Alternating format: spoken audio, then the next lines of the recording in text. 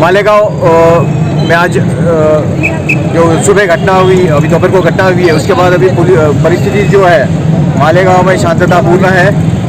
मैं लोगों से एक अपील करूंगा कि कोई अफवाह ना फैलाए, जो अफवाह फैलाएंगे उन पर कायदेशीर कार्रवाई होगी। अभी मालेगांव की परिस्थिति शांत है और जनजीवन जो है वो नॉर्मल हो चुका है। इस सिलसिले में पुलिस जो है वो जो दंगाई थे उनके खिलाफ कायदेशीर कार्रवाई करेगी।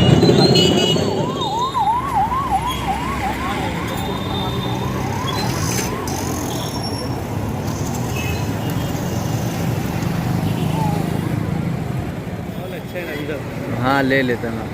चलिए।